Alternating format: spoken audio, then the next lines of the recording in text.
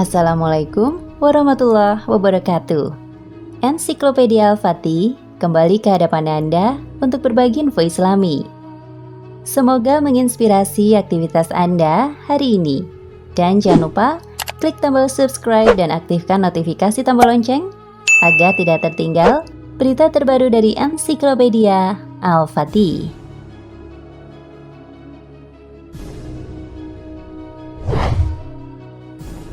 Semasa jahiliyahnya, Wahsy, budak berkulit hitam yang merupakan penombak ulung, berhasil menombak Hamzah, paman Rasulullah SAW, yang memiliki julukan Asadullah, singa Allah. Namun ketika ia telah berislam, ia membunuh Musailamah Al-Kadzab, sang nabi palsu. Wahsy bin Harb dikenal juga dengan Abu Dasamah. Wahsy bin Harb dikenal juga dengan Abu Dasamah. Dia adalah hamba sahaya Jubair bin Mut'im, seorang bangsawan Quraisy. Pamannya, Tu'aimah bin Adi, tewas dalam perang Badar di tangan Hamzah bin Abdul Muthalib. Dia sangat sedih dan geram dengan kematian pamannya itu.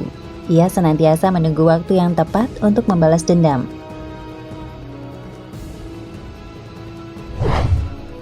Tidak berapa lama kemudian, kaum Quraisy mengambil keputusan untuk pergi ke Uhud guna menghukum Muhammad SAW dan para sahabatnya yang telah membunuh kawan-kawan mereka pada saat perang Badar. Dibentuklah sebuah pasukan besar yang dipimpin oleh Abu Sufyan bin Harb. Abu Sufyan memutuskan untuk mengikut sertakan para wanita yang keluarga mereka telah terbunuh dalam perang Badar untuk menggelorakan semangat prajurit dalam berperang. Mereka ditempatkan di samping laki-laki untuk mencegah mereka agar tidak melarikan diri. Di antara para wanita yang pertama-tama mendaftarkan diri adalah Hindun binti Utbah, istri Abu Sufyan bin Harb. Ayahnya Utbah bin Rab'ah dibunuh oleh Ubaidah bin Harits. Pamannya Syaibah bin Robi'ah tewas di tangan Hamzah bin Abdul Muthalib, dan saudaranya Al-Walid bin Utbah mati di tangan Ali bin Abi Thalib. Semuanya tewas di medan Badar. Karena itu dendam Hindun sangat besar terhadap kaum muslimin, terutama Hamzah bin Abdul Muthalib. Ketika pasukan Quraisy akan berangkat, Jubair bin Mut'im berkata pada Wahsy, "Wahai Abu Dasamah, maukah engkau bebas dari perbudakan?"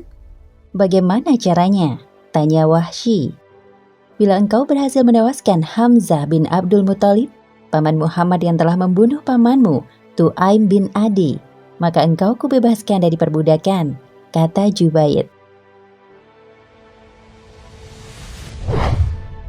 Wahsy pun setuju dengan perjanjian tersebut. Ia segera mengambil tombaknya dan berangkat bersama-sama dengan pasukan Quraisy. Ia berada di belakang pasukan bersama para wanita karena ia tidak terlalu mahir berperang. Hanya saja Wahsy memiliki kemahiran melempar tombak. Lemparannya tidak pernah meleset sedikit pun dari sasaran. Setiap kali bertemu dengan Wahsy, Hindun selalu melihat ke arah tombaknya yang berkilat-kilat karena sinar matahari sembari berkata, "Wahai Abu Dasamah, sembuhkanlah luka hati kami. Tuntutkan bela dari Muhammad atas kematian bapa, paman dan saudara kami."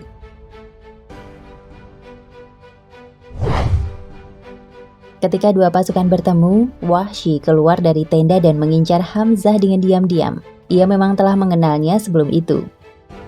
Tidak sulit bagi siapapun untuk mengetahui siapa Hamzah bin Abdul Muthalib, karena dia selalu memakai bulu burung unta di kepalanya sebagai tanda kepahlawanan seperti lazimnya orang Arab waktu itu. Memang tidak lama kemudian, Wahsy melihat Hamzah maju bagaikan unta kelabu, merobohkan lawan-lawannya dengan pedang tanpa hambatan. Tidak ada yang berani menghadang atau berdiri di hadapannya. Sementara itu, Wahsy berdiri di balik sebuah batu besar, menunggu Hamzah mendekat ke arahnya. Tiba-tiba seorang penunggang kuda pasukan Quraisy bernama Siba bin Abdul Uzza datang dan menantang Hamzah ke arah Wahsy. Hamzah menoleh lalu melompat ke arah Siba. Tangannya bergerak memukulkan pedang. Sekali tebas, Siba jatuh tersungkur bermandikan darah di hadapan Hamzah. Wahsy mengambil ancang-ancang dengan posisi yang tepat sambil membidikkan tombaknya. Setelah dirasa mantap, ia melemparkan senjata tersebut ke arah Hamzah. Tombak itu meleset tepat mengenai perut Hamzah bagian bawah, tembus ke selangkangannya. Pahlawan Islam yang dikenal dengan singa Allah itu melangkah berat, kira-kira 2 langkah. Kemudian jatuh dengan tombak bersarang di tubuhnya. Wahsy tidak bergerak dari tempat persembunyiannya. Setelah yakin Hamzah benar-benar mati, baru ia mendatangi tubuh Hamzah dan mencabut tombaknya, lalu kembali ke perkemahan karena tidak ada kepentingan selain itu. Seusai pertempuran, Wahsy kembali ke kota Mekah bersama rombongan tentara Quraisy. Sampai di kota Mekah, ia pun dibebaskan oleh Jubair sesuai dengan janjinya. Sejak saat itu, Wahsy bebas dari perbudakan dan merdeka. Hari-hari terus berlalu, kaum muslimin yang berada di Madinah kian bertambah. Pasukan mereka semakin kuat dan besar. Semakin bertambah kekuatan kaum muslimin, semakin besar kekhawatiran Wahsy. Kegelisahan dan ketakutan semakin menghantuinya. Tatkala kaum muslimin berhasil menguasai kota Mekah, Wahsy melarikan diri ke kota Thaif mencari tempat yang aman. Namun hanya beberapa saat saja, penduduk Thaif pun menyatakan diri masuk Islam. Wahsy bingung hendak lari kemana. Penyesalan datang menghinggapi dirinya. Bumi yang luas terasa sempit. Dalam keadaan seperti itu, seorang sahabat menasihatinya. "Percuma saja engkau melarikan diri, Wahsy.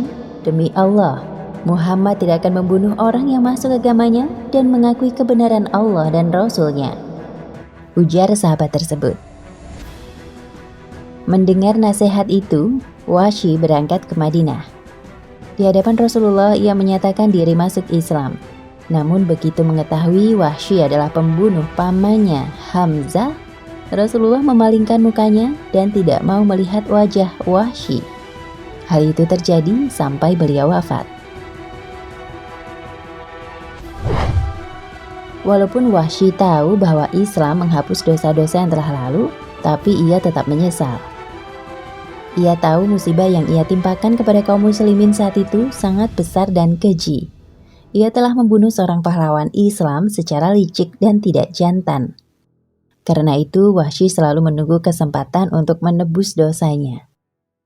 Setelah Rasulullah wafat, kepemimpinan kaum muslimin beralih ke tangan Abu Bakar As-Siddiq radhiyallahu anhu, di bawah pimpinan Musailamah Al-Kadzab, si nabi palsu.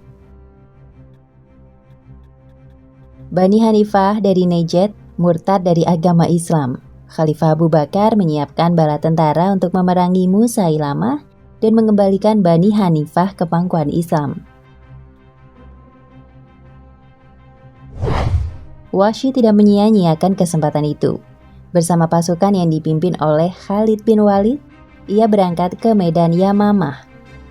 Tidak lupa tombak yang ia pakai untuk membunuh Hamzah ia bawa. Dalam hati ia bersumpah akan membunuh Musailamah atau ia tewas sebagai syahid. Saat Al-Bara bin Malik berhasil membuka pintu gerbang pertahanan musuh, Wahsy dan kaum muslimin tumpah ruah menyerbu markas Musailamah. Seorang Ansor turut mengincar Musailamah seolah-olah tidak boleh ada orang lain yang mendahuluinya. Wahsy bin Harb melompat ke depan. Setelah berada dalam posisi yang tepat, ia membidikkan tombaknya ke arah sasaran. Begitu dirasa tepat, Wahsy melemparkan senjatanya. Tombaknya meleset ke depan mengenai sasaran. Pada saat yang sama, prajurit Ansor yang sejak semula turut mengincar, melompat secepat kilat dan memukul leher Musailamah dengan pedangnya. Hanya Allah lah yang maha tahu siapa sebenarnya yang membunuh Musailamah, Wahsy atau prajurit Ansor itu. Jika benar yang membunuhnya adalah Wahsy, berarti ia telah menebus kesalahannya membunuh Hamzah bin Abdul Muthalib dalam perang Uhud.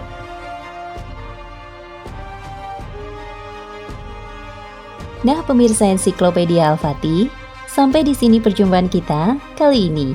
Semoga menginspirasi.